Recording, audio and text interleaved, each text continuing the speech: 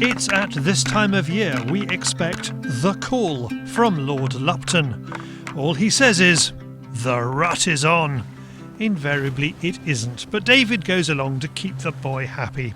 It does seem that we have built it up to be almost a treasured national time, national date. But no, we've so it is hopefully the start of the fallowback rut. I'm hoping the boys are in full swing. We've got a bit of a breeze today, but it's nice and chilly, about 12 degrees. It'd be nice if we had a frost, but you can't have everything in life, especially when you look like this. So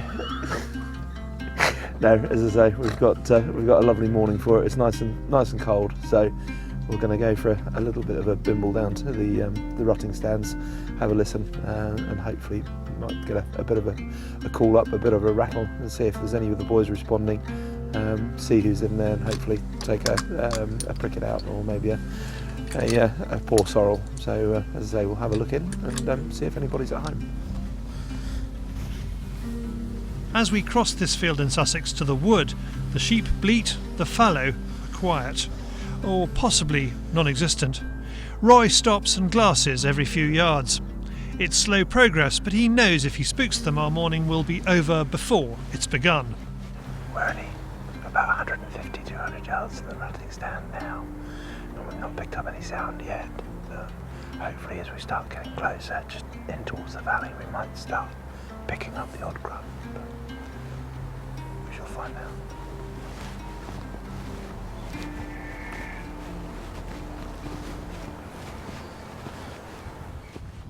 The rare breed Castle Milk Moritz sheep are lovely to watch, and their movement keeps Roy on his toes. I know you're from Wales, mate, but I know you get very, very excited about these things, but that's a trophy, though.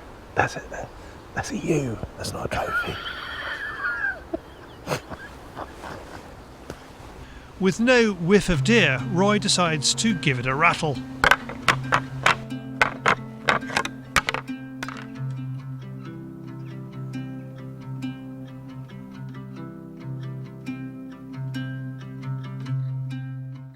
Nothing.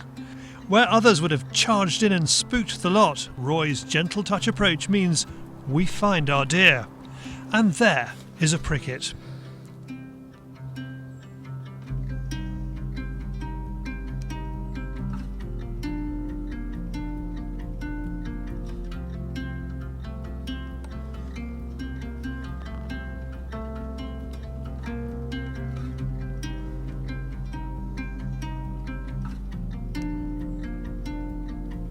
It's 160 metres.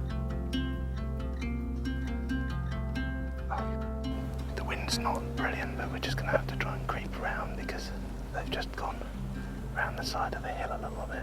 So we just need to try and get round and get sight of them again. We retrace our steps and try and intercept the group.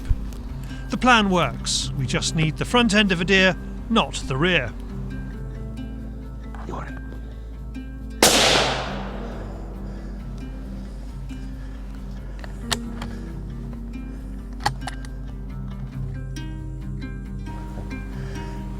Well, that was a good game of cat and mouse.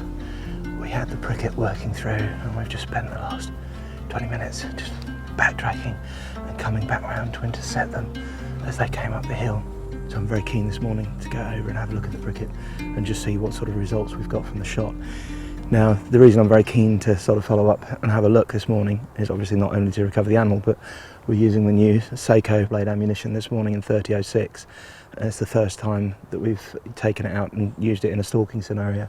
Used it on the target. I've been very happy with the target results, but obviously we just need to, for my own personal ease, I just want to make sure that it's doing exactly what it should do in the field. So hopefully he's not gone too far. I hope, with fingers crossed, he's just crumpled up at the bottom of the hill there in the valley. Really, really happy with the first signs. So again, obviously this is a completely lead-free bullet, lead-free round. So he's hit here, and then we can see the trail heading off down and through. So I wouldn't have thought with a shot reaction like that he's going to be far away.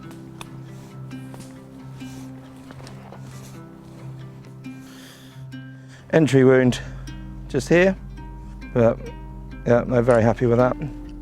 These are 30.06, 170 grain. absolutely nothing wrong with that at all. We'll have a look on the internal damage and see what it's done. Perfectly acceptable distance for him to run, so he's probably gone in total about 40 yards from the shot site, and again he was already revved up. We'd moved them on once and then they were aware of us again. So this is always the joys of having a camera crew with you. They tend to be concentrating on the filming rather than looking where their feet goes. But yeah, no, as I say, luckily we still got on him, and despite all the cracking and unbelievable. It did sound like we were eating Rice Krispies this morning, but yeah, no, luckily we managed to get round on them. Sorry? No, you were not porridge, mate. You were definitely Rice Krispies. As an example of a cull animal, you can't get much better. If I was selecting this animal for future breeding, or I wanted to keep him in the herd, I would want him to have a good spike above the ear. But again, I mean, that all depends on the populations you've got, whereabouts you are in the country, what sort of feeding they've got. So that is where the shot struck. So we've got, where are we? That would have been, that is his right side, so that is the exit. So we've got a fantastic exit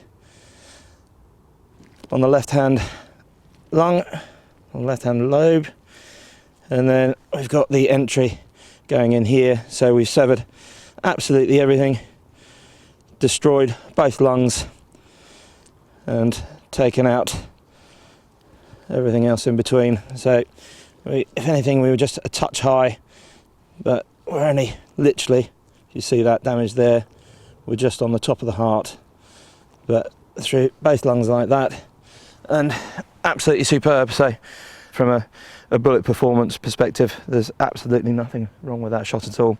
He was just over 100 yards away, you know, average shooting distance for this part of the country.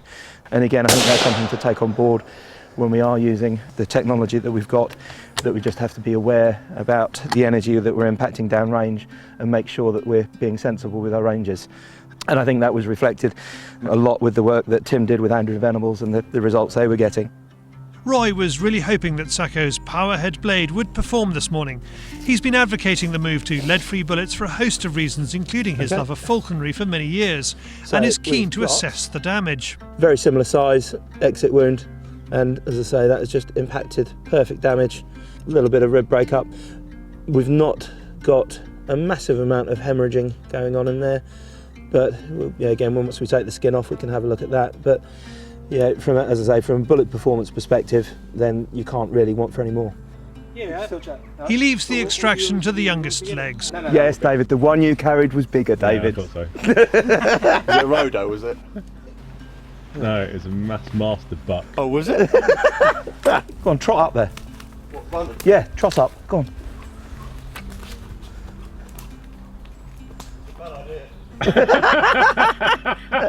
I hate to be youthful again.